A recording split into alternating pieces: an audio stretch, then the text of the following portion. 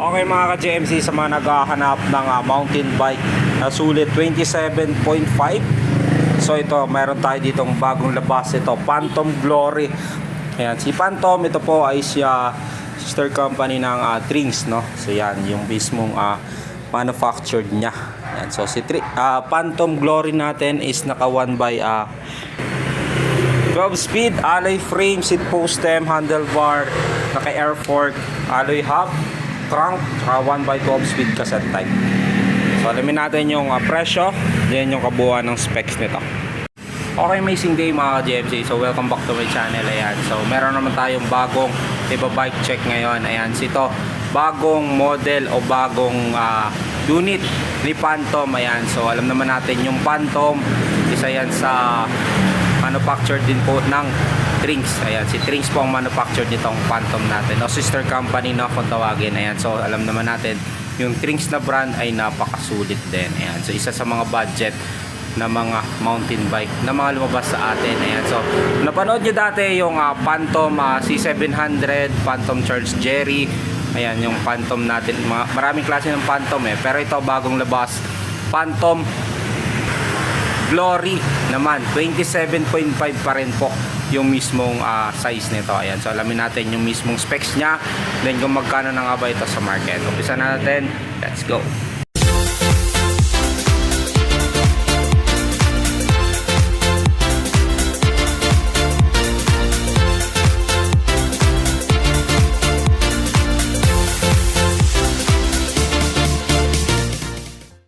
Okay, amazing day mga ka-GMC. So meron naman tayong bagong bike check. Ayan, ito si Phantom Glory natin, 27.5. So ito po ay alloy frame. Ayan, so kung mapapansin nyo yung frame nya, so halos same lang din doon sa mga nalabas ni Phantom na mga bikes, no? Pero dito para may pagkahawig sa doon kay Mountain Peak Titan, yung mismong forma ng kanyang frame. Yan, so kung mapapansin natin, di ba si Brandon, Toxic Brandon may ganito, pero hindi siya ganito ka-agresibo. Ito si Mountain Peak Titan, yun nung nakikita kong halos kaparehas nito. Ito po ay 27.5. So alloy yan, Phantom ang brand yan, kung mapapansin nyo sa kanyang top tube. Yan, dito nakalagay yung Glory na mismong model nya sa frame nya. Yan, dito sa ilalim ng sa ano pala, no, malapit sa kanyang set tube. Yan, manipis yan dito.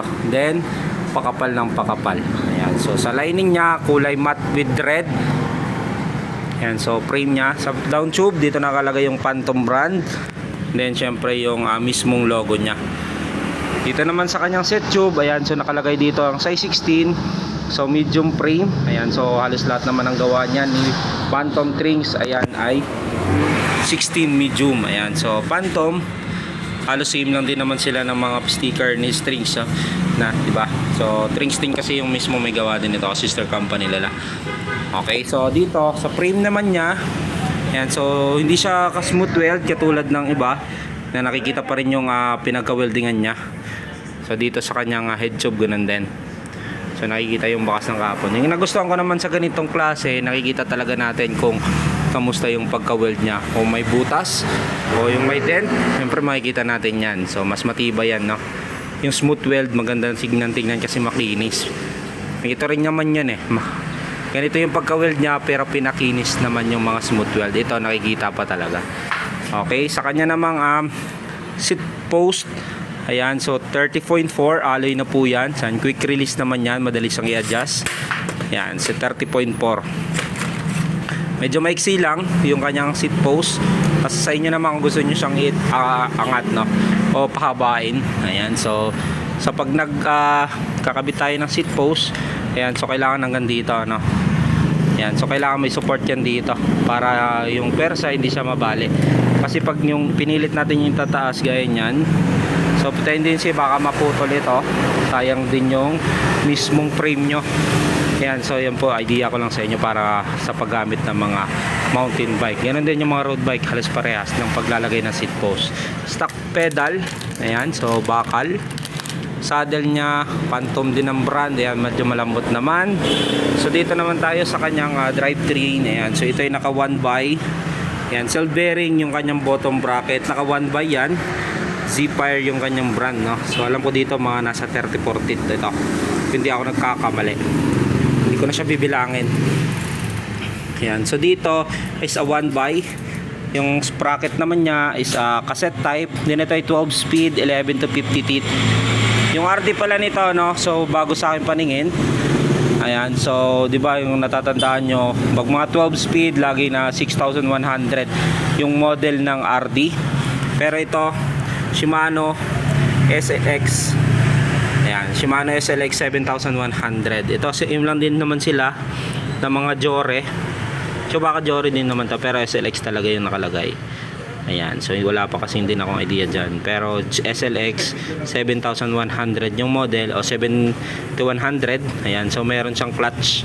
Ayan, so pag inopen, ganyan. So malambot yung RD.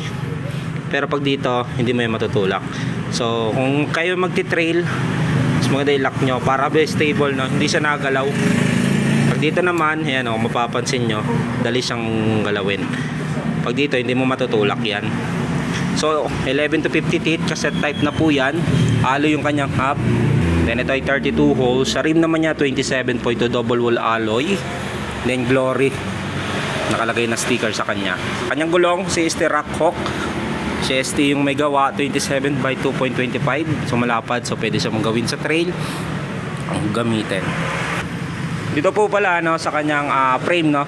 So naka-design sa kanya 1x, pero pwede mo siyang gawing 2x. Ayan, so kung gusto niyo siyang i-upgrade into Halotech, then naka 2x kayo, pwede niyo siyang gawin. So meron siyang dadaanan dito. Okay, dito naman tayo sa kanyang head tube. Dito lang, syempre head tube niya, nakalagay yung Phantom brand. Pero ito, hindi pa siya tapered, no? Non-tapered. So 44 yung kanyang headset. Yung stem naman niya ay alloy na mga nasa 80mm to eh. Nawala kasi yung metro natin. So ito naman, mahaba to, no? Yung handlebar niya, I think mga nasa 800mm. Kulang siguro 780. Ayan, so sa kanya namang brake sa unahan, hydraulics brake. Ayan, X-Park. Hydraulic na po yan, lock. Then ito yung sinasabi ko, ayan, SLX. Mapapansin natin dito sa ilalim, may nakalagay dito, ayan, Shimano SLX 7100. So hindi ko lang siya mapakita kasi medyo malabo na yung camera natin. Ayan, so ito is naka 1x12 speed. Then yung fork nito is non-tapered syempre. Pero yung kinagandahan nito, naka air fork. Ayan, ABS lockout, alloy na po yan. Sa fork naman niya, no, so napapansin natin sa mga Phantom na lumabas, gaya ng Phantom Charge Jerry 700. Ayan, so 782. Dito yung kanyang support. So mga mostly natin ng mga mountain bike na fork dito sa harapan, pero ito nasa likod, saka mas makapal. So parang pang trail talaga siya. Then dito quick release yung kanyang unahang gulong, ganoon din sa likod. Huangsheng yung brand, so alloy naman yan. Rotor na ginamit sa kanya 160mm, X-Park hydraulics, brakes. Ayan, so presyo nito ni Phantom Glory natin, ayan, so 15,000 pesos. Ayan, so available po yan sa TikTok, sa Shopee. Check out na nyo na lang sa mga gusto. Nag-iisa lang po ito. So nationwide tayo kahit saan sulok ng Pilipinas. Ayan, so once again, ayan po si Phantom Glory natin, 27.5 alloy frame, seat post M, handlebar, naka air fork, quick release sa replicod, alloy hub, alloy crank, cassette type, SLX 7100, alloy rim 700 by 20. Ayok, 27.5 by 2.55 yung kanyang gulong. Okay, once again na yan po, Phantom Glory natin. Comment down below kung nagustuhan yung bagong update ni Phantom ng mountain bike.